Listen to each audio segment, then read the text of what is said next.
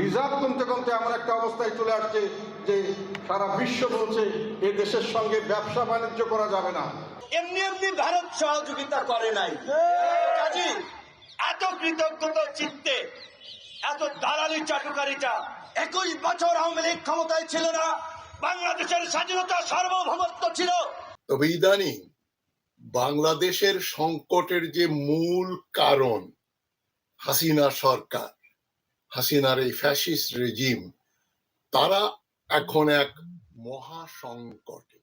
দেশের রিজার্ভের টাকা নেই, দেশে ব্যবসায়িকরা, বাইরের ব্যবসায়িকরা আসতে চায় না, ব্যবসা করতে চায় না দেশের সাথে। এই তথ্যগুলো দিয়েছেন জাতীয় পার্টির যে চেয়ারম্যান জিএম কাদের। তার সাথে সাথে বিপিন নুর হক নূর কথা বলছেন যে ভারত আসলে এমনিতেই কিন্তু সরকারকে ক্ষমতায় বসায় নাই, সরকার অনেক কিছু ভারতকে দিবে বলে।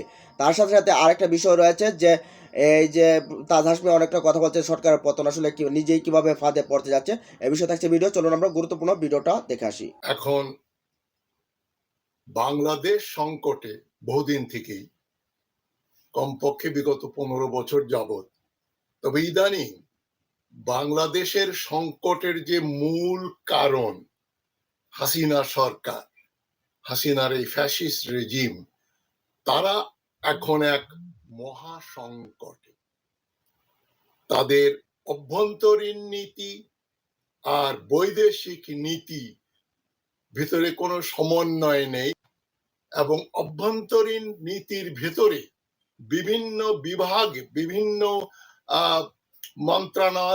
মন্ত্রণালয়ের ভেতরে আইন বিভাগ এবং নির্বাহী বিভাগের মাঝেও কোনো সম্পর্ক নেই বা ঠিক মতো কাজ করছে না বলা যেতে পারে।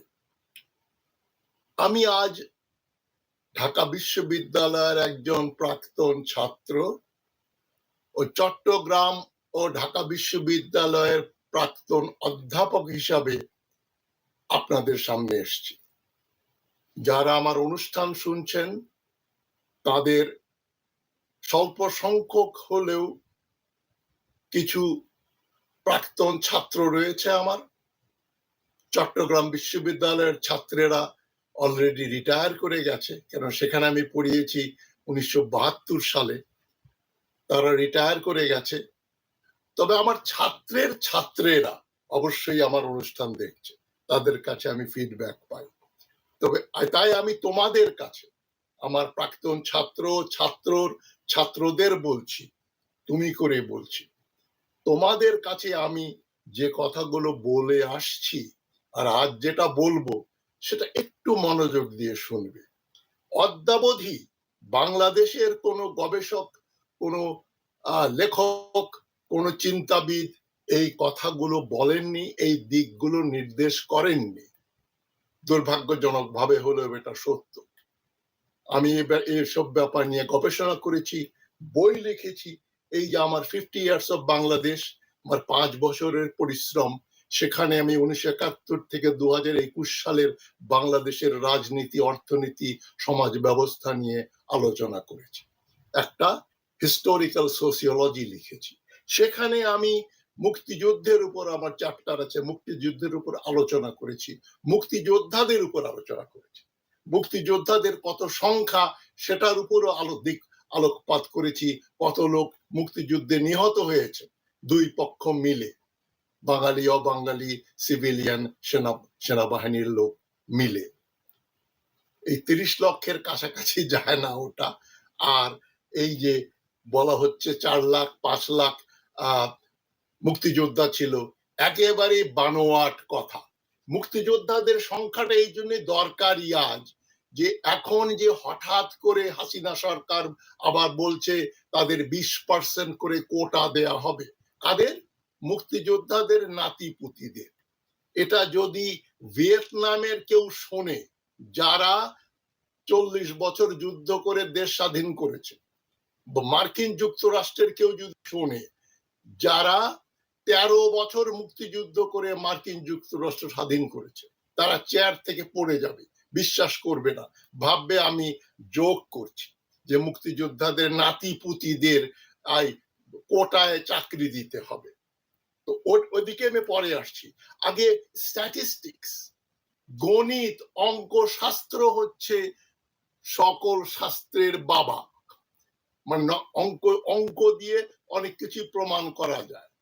তো বাংলাদেশে 1971 সালে যাদের যুদ্ধ যাবার বয়স ছিল 18 থেকে 40, তাদের সংখ্যা ছিল 4 কোটির মতো। 4 কোটি। তো 4 কোটির যদি শতকরা একজন মুক্তিযুদ্ধ করত, তাহলে 4 লক্ষ মুক্তিযোদ্ধা হতো। তাদের মধ্যে যদি 0.5%, 0.5% যদি মুক্তিযুদ্ধে যেত, তাদের সংখ্যা হতো 2 লক্ষ। রিজার্ভ কমতে কমতে এমন একটা অবস্থায় চলে আসছে যে সারা বিশ্ব বলছে এ দেশের সঙ্গে ব্যবসা বাণিজ্য করা যাবে না, যেহেতু এরা কোনো ডলার আমাকে দিতে পারে না। আমেরিকানরা বলেছে তারা এখানে ব্যবসা করছে, তাদের টাকা পয়সা দেশে নিয়ে যেতে পারছে না, তাহলে আমরা ব্যবসা করব কেন? ইনসুলিন, যেটা ডায়াবেটিক রোগী যাদের চলে না, সেই ইনসুলিন বাজারে পাওয়া যাচ্ছে না। অনেক ওষুধ যেগুলো বাজারে পাওয়া যাচ্ছে সেগুলো ভেজাল ওষুধ, বিদেশ থেকে আসছে না, তাদের র মেটেরিয়াল নাই, তারা বিভিন্নভাবে দেশে উৎপাদন করে ভেজাল ওষুধের কারণে। আমাকে কালকে এক ডাক্তার বলল 3টি বাচ্চা ছেলে মারা গেছে মুসলমানি করতে গিয়ে। কেন? সেখানে যে অ্যানেস্থেশিয়া যেটা দিয়েছে সেটা নাকি ছিল ভেজাল, ওইটার কারণেই বাচ্চারা মারা গেছে। আরও বিশেষ করে অনেক জায়গার থেকে যেটা খবর পাওয়া যাচ্ছে, এই একই কেস, তাদের নাকি লাংস নষ্ট হয়ে গেছে, কারণ কিডনি নষ্ট হয়ে গেছে। কেন? ভেজাল ওষুধ দেওয়া হচ্ছে। আপনারা আজকাল খাবার দাবার যেগুলো বিদেশ থেকে আসে, কোনো কিছুরই গ্যারান্টি নাই, কেন সরকার কোনোখানে এইসব দিকে তাদের যে দায়িত্ব সেটা পালন করছেন না। এখন IMF থেকে টাকা নিয়ে আসবেন, IMF থেকে যে টাকাটা আনছেন তাতে করে 2 দিন দেখা যাবে যে আমাদের রিজার্ভ একটু বাড়ছে। আমি তো অনেক কাজ করে ফেলেছি, রিজার্ভ বাড়িয়ে ফেলেছি। আপনি যতক্ষণ পর্যন্ত আয়ের চেয়ে ব্যয় করবেন বেশি, ব্যয় করতে বাধ্য হবেন বেশি, ততক্ষণ পর্যন্ত আপনার রিজার্ভ আবার কমতে থাকবে। আমি IMF এর টাকা আনবেন, আপনি চীন থেকে টাকা আনবেন, যেখান থেকে টাকা আনেন, যেহেতু আপনি ফুটা করে ফেলেছেন, দেশের অর্থনীতিকে ফুটা করে ফেলেছেন, সেই ফুটা দিয়া সব কিছু বেরিয়ে চলে যাচ্ছে। আপনার রিজার্ভ তো কোনো সময় বাড়বে না। যেটা বাড়ছে সেটা 7 দিন, 10 দিন, 1 মাস, 1.5 মাস, 2 মাস আবার আগের অবস্থায়। বাংলাদেশের মানুষের অর্থনৈতিক যে দুরবস্থা, তার কারণ বর্তমান সরকারের ভ্রান্ত নীতি এবং দুর্নীতি। বর্তমান সমাজে সাধারণভাবে আপনি একটু আগে ইলেকট্রিসিটি চলে গেল, একটু আগে দেখেন গ্যাসের জন্য লাইন। আমি গত সংসদে বলেছিলাম, গ্যাস এবং বিদ্যুতের বেহালাতা সম্পূর্ণ দায়িত্ব হলো সরকারের, এবং সরকার এটা না বুঝে হোক বুঝে হোক, খালি দুর্নীতির কারণে এটা করা হয়েছে। লক্ষ লক্ষ কোটি টাকা, হাজার হাজার কোটি টাকা বিদেশে পাচার হয়ে গেছে এই দুর্নীতির, এই গ্যাস এবং বিদ্যুৎ খাতের মাধ্যমে। তো ভিউয়ার্স, আপনারা দেখলেন যে জাতীয় পার্টির বর্তমান চেয়ারম্যান GM কাদের তিনি যে কথাগুলো বলছেন, কোটা সংস্কার আন্দোলন নিয়ে কথা বলছেন, তারপরে শিক্ষকদের যে আন্দোলন সেটা নিয়ে কথা বলছেন, তার সাথে সাথে ব্যবসা করার জন্য যে এই পর্যাপ্ত যে টাকা দরকার, যে ডলার দরকার, সেই ডলারটা না কি এখন রিজার্ভে নেই, রিজার্ভে যে ডলার দরকার সেই ডলারটাও নেই, যার কারণে বিদেশিরা আসতে চায় না এদেশে ব্যবসা করার জন্য, অনেক বায়াররা চলে যায়। এ বিষয় নিয়ে কথা বলছেন। তারপরে BP নুরুল হক নূর কথা বলছেন যে ভারত আসলে এমনি সরকারকে ক্ষমতায় টিকিয়ে রাখেনি, ভারতকে দেবে বলেই তো সরকারকে ক্ষমতায় বসিয়ে রেখেছে। এই বিষয়গুলো নিয়ে কথা বলছেন। তার সাথে সাথে তাজ হাশমি কথা বলছেন যে সরকার আসলে নিজেই কিভাবে ফাঁদে পড়তে যাচ্ছে। তো এই বিষয়গুলো আপনারা দেখেছেন। এখানে আপনাদের আসলে মতামত কি, তারা কি বলছে, সেটা কি আসলে ঠিক নাকি ব্যাঠিক বলছে, সেই বিষয়ে আপনাদের মতামত জানিয়ে দিন কমেন্ট বক্সে। ভালো থাকুন, সুস্থ থাকুন, আল্লাহ হাফেজ।